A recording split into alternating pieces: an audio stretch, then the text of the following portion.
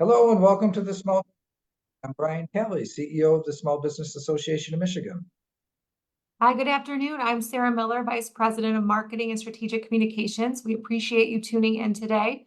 And Brian, we have kind of a big news story to start off today's show, and that is, I guess, with a question. The Corporate Transparency Act, was it struck down?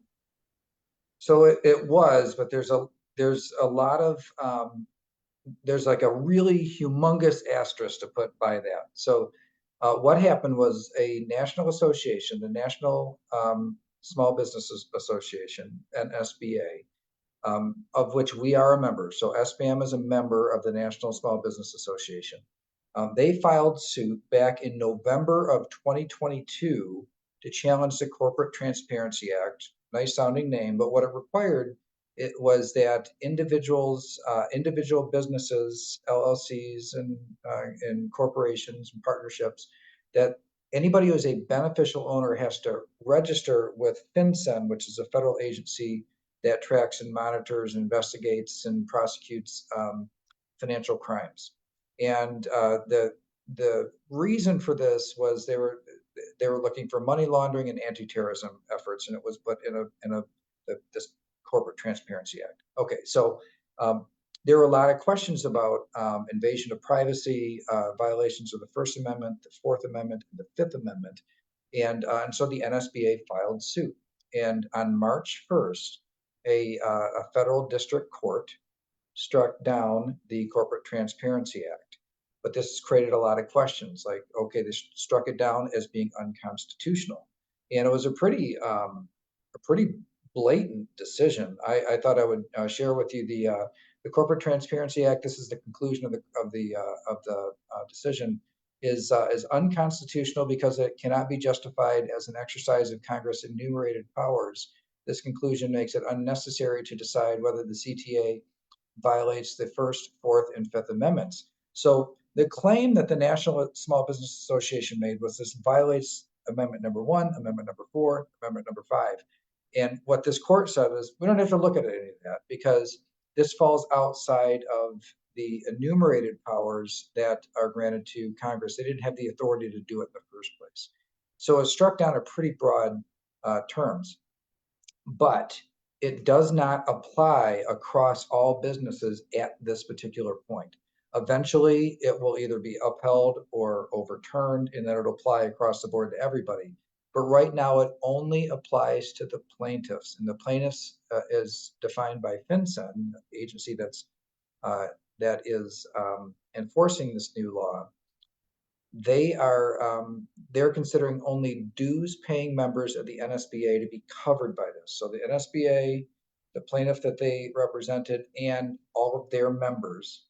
SBAM happens to be members of this organization, but in terms of our members, unless you've separately joined them, according to the federal agency, you're not covered by this decision. So it does beg the question, I think a reasonable question. How is it unconstitutional for this plaintiff class, but not unconstitutional for everybody else? And the answer is that decision, or that kind of this court where we stand right now in Neverland, like it will get resolved. And I think it'll be resolved, in relatively short order. So what does this mean? Small businesses as of January 1st have to register, all small businesses have to register with a federal agency called FinCEN, and to essentially tell them who are the beneficial owners, who benefits from owning each business. This used to be reported by your bank or your credit union, but they didn't always know who are all the beneficial owners of a business. So the feds have long since wanted businesses to report themselves. And so you have until the end of this year, December 31st, to comply with this law as the way it's written today. So most businesses can afford just to wait and see what happens with this court case. You don't need to be proactive and file right now, as long as your business was in effect before January 1st, 2024. If you formed a new business after January 1st, 2024, you have to register with FinCEN within 90 days. So at this point, our recommendation is to still continue with compliance practices unless you are a direct member of the National Small Business Association. So comply with the law at this point. FinCEN means business, and it's not the type of agency that you would want to play games with. So compliance would still be required, but you're not required to file right now. You have until the end of the year. So you can afford to wait a little bit, caveat being new businesses have 90 days. So that is, if you have any questions, please do email at us at sbam@sbam.org. And we'll do our best to answer any questions that you have with respect to this. There are a lot of questions that are out there right now, but I do expect future court action will make it much more obvious what the next steps will be. And this case now, where it only applies to a small class of plaintiffs, that will not stand for very long. That will get resolved. Either everybody won't have to comply, or everybody will have to comply, depending on what higher courts decide. We'll just have to be patient, sit tight here in the meantime to determine which way that is going to go. It will 100% be appealed by the federal government. Will appeal this lower court decision. This is a district court. They're definitely going to go to the Court of Appeals. Okay. All right, now we have a guest today, and Lauren Youngdell Snyder from Consumers Energy is joining us. She's been with us on the briefing before, and we wanted to talk about the reliability roadmap that Consumers Energy is going down. Is implementing. Been big storms in recent years, including just recently. I was actually sharing with Lauren that in my own neighborhood, they came through and trimmed trees, and then we had these huge storms, and trees were down everywhere. But because they did such a great job trimming the trees, thankfully the lines didn't get hit in that part of the road anyway, where the trimming had been done. But what a huge and enormous undertaking it is in a state like Michigan. It's beautiful and the trees everywhere to protect the power lines. So Consumers Energy is doing a lot of proactive work in trying to get ahead of this. And so we thought it might make sense to invite you, Lauren, onto the briefing to talk a little bit about this roadmap and some of the goals that Consumers Energy is setting in order to ensure that the power stays on. Thank you, Brian. That was a lovely tee up. I'm so glad too that you're already seeing some progress being made on the efforts that we are embarking on. So yeah, we know, and for many of you small businesses, my husband is a small business owner, so I'm familiar with the challenges and all of that that are top of mind for you. And one thing that you count on is the power to be on to do your work. It's a problem when that doesn't happen, right? And in the recent years, especially with a lot of the weather, the extreme weather that we've experienced, keeping power on has become a tougher job to do. And so as a company, we know this. It's always been, reliability is always number one, but how do we make sure that we're pacing appropriately with just the more extreme weather that we are experiencing and will experience? And so we launched last year, this is work that's been in flight, but we made a public announcement last year that our ambition is that power is not that is restored within 24 hours or less, and that no more than 100,000 customers are out at one time. No other utility in the nation is making a claim like this. This is a very ambitious ambition, similar to the ambition we have around clean energy that you've heard us talk about, net zero by 2040.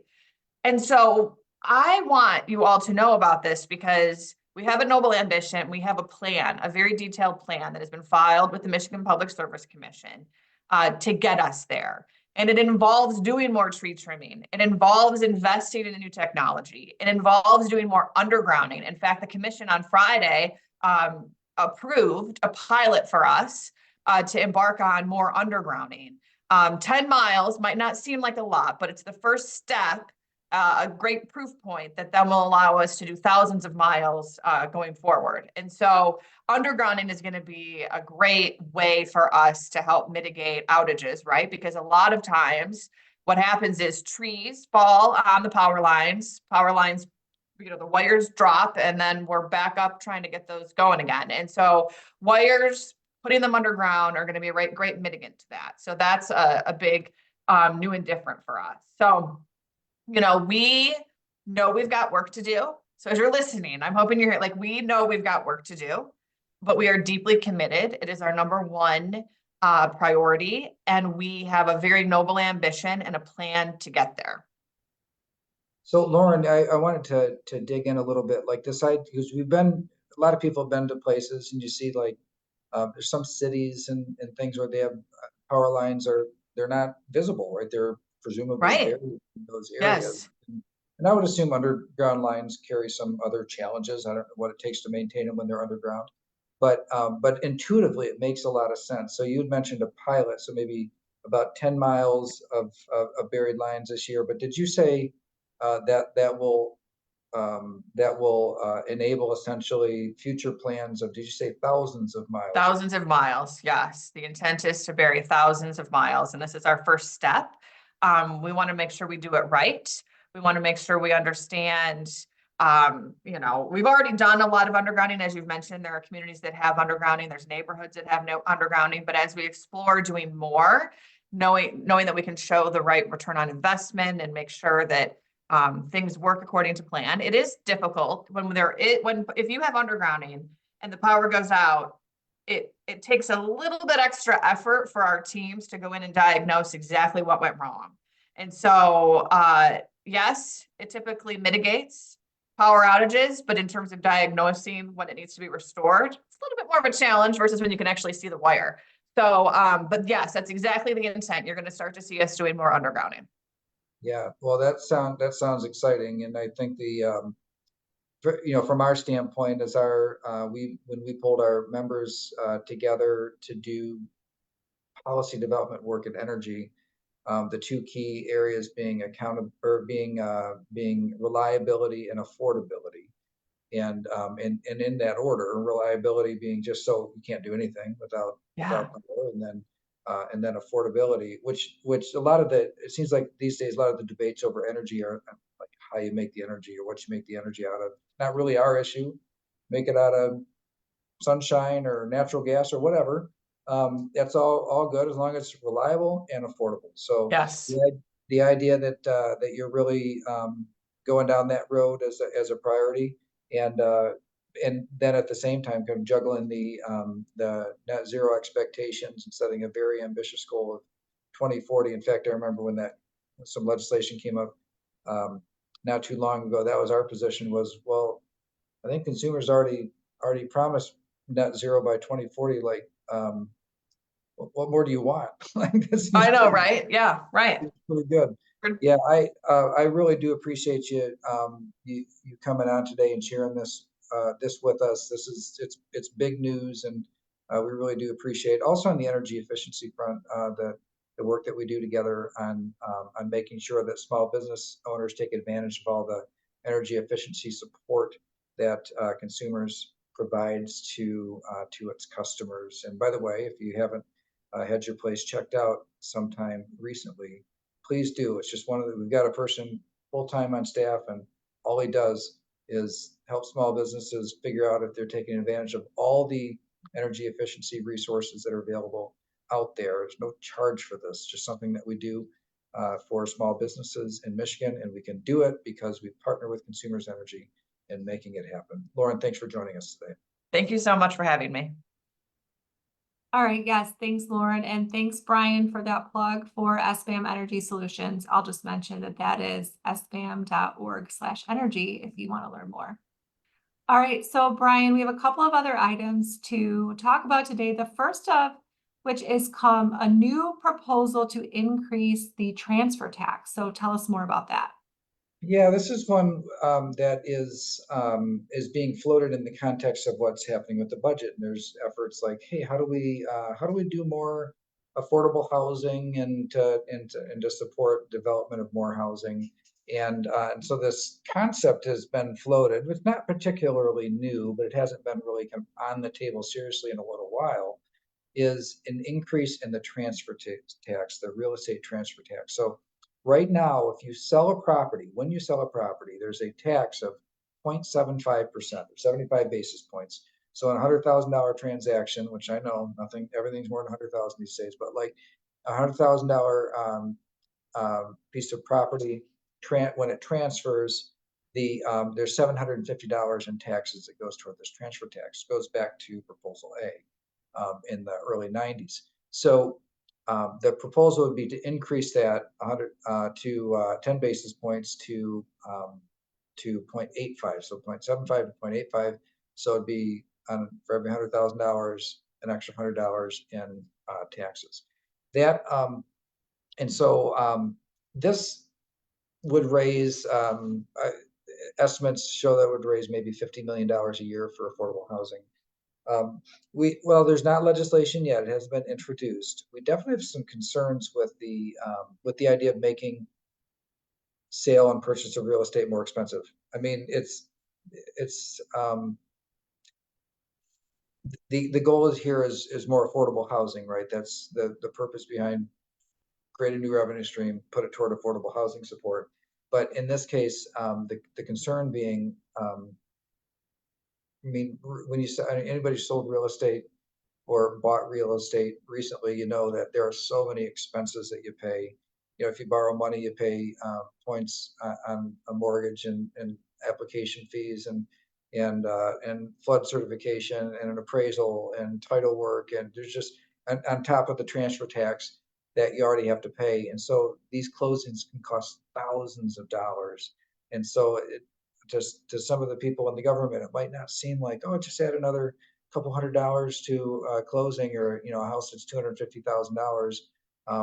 It would be adding another $250 in closing costs, and but it's on top of all of these other costs that people already face. So we'll keep a close eye on this one. It's just we know it's being shopped around. We know that they're looking for bill sponsors to take this on and get it introduced. We will definitely keep you up to date and watch it real closely. The goal of more affordable housing, absolutely, we support and would want to work constructively toward creating an environment for more affordable housing. But initially here, at least, have a lot of concerns with the idea of making all real estate transactions more expensive in order to accomplish that goal. All right, let's talk next about some maybe resetting of expectations by the Federal Reserve Chair. What did we learn?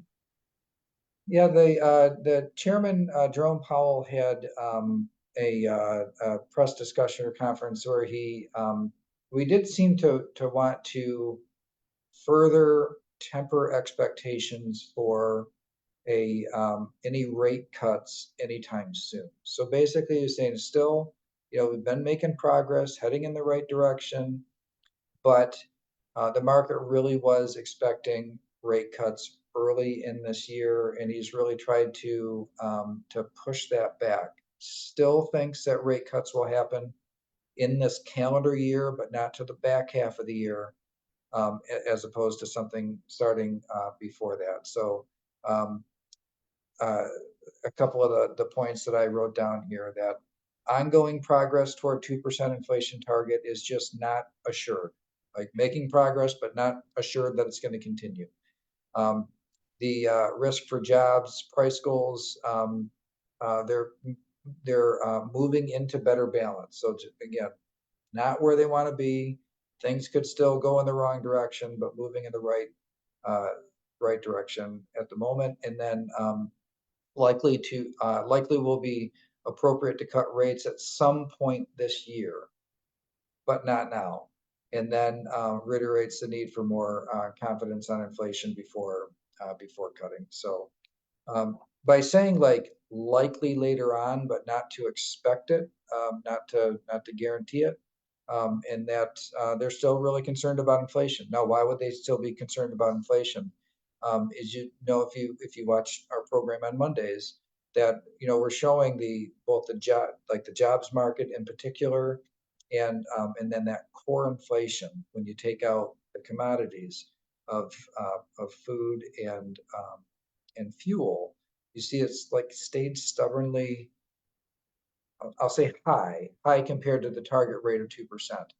and just getting it to move in the right direction. Seems to be kind of stuck where it's at, which is about twice as high as where the Federal Reserve would want to be. So you can look at it and say, well, it's way better than it was just a year and a half ago. And yes, it is, but still quite a bit higher than where the Federal Reserve would be comfortable. And since the economy, from a jobs standpoint, especially with jobs, is still hanging in there, we'll look at a jobs report that shows kind of like that soft landing, if you will. But when you put consistent, even modest job growth together with our population trends, you see that there's a lot of demand for people, which means it puts upward pressure on cost of goods. So I did feel like he was kind of resetting or pushing back expectations for a rate cut, and even kind of opening the door crack to say maybe it won't even happen this year. But if it is to happen, it likely would be in the second half of the year. All right. Well, thanks for the update there. Let's go back to another factor in housing affordability, and that is that property taxes are set to increase for the second straight year. Yeah, there's we talked on the transfer tax about Proposal A. Let's talk again about Proposal A. That Proposal A says that you got your assessed value, and then you have a separate value, which is taxable value. When you buy the property, those two things equal each other. But then over time, what happens is your assessed value grows as fast as whatever the real estate values grow. But your taxable value can only grow inflation or 5%, whichever is less. Well, inflation has been higher over the last couple of years. And last year it went up 5%, the max. This year, for most people, it's going to go up 5%, the max again. So year over year property tax increases, 5 plus 5 compounded, you'll see it's pretty substantial. So I think people are really going to start feeling their property taxes rise at a level for the last few, between this year and last year, at a level that we really haven't seen in a long time. Because remember, property taxes are constrained no more than inflation. Inflation for a long time was non-existent or extremely low.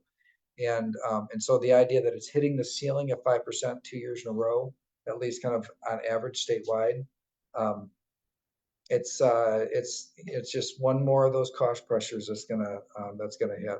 Of course, local governments will benefit from that, from getting kind of a max increase, if you will. No, they still feel like they got more needs than in most cases resources to deal with all those needs, but it's still I think household budgets are going to feel just a little pressure. Last year plus this year together is a pretty hefty increase. All right, and finally for today, Medicaid rolls are shrinking. This has to do with the end of a pandemic era executive order, which basically said anybody on Medicaid can just stay on Medicaid. You don't have to recertify or prove that you're still eligible. But then that it took years, but that executive order finally expired. People had to recertify and show, yes, I'm eligible for Medicaid. And as they've kind of gone through, the bulk of them now, people have had an opportunity to recertify, to reapply. More than 540,000 people are no longer receiving Medicaid that were before the automatic re-enrollment ended. So it's a pretty hefty decrease.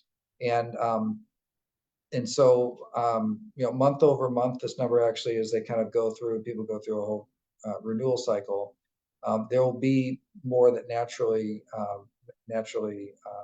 fall off.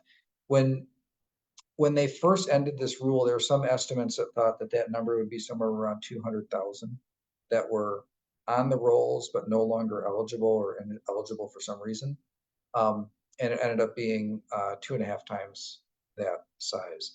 Now, some of it might be that people do qualify, but they just didn't take the time to reapply, didn't take the time to recertify that they were still eligible. And then later on, they'll just have to reapply and kind of start over again. But a pretty noteworthy change or decrease in the overall Medicaid rolls that really during the pandemic, because of automatic re-enrollment, had swelled to record highs. All right, well, that is everything we have for you today. We appreciate you tuning in, and we thank Lauren Snyder from Consumers Energy for being our guest today. Hope you have a great rest of the week, and we will be back here Monday at 3 p.m. Thanks so much. See you on Monday.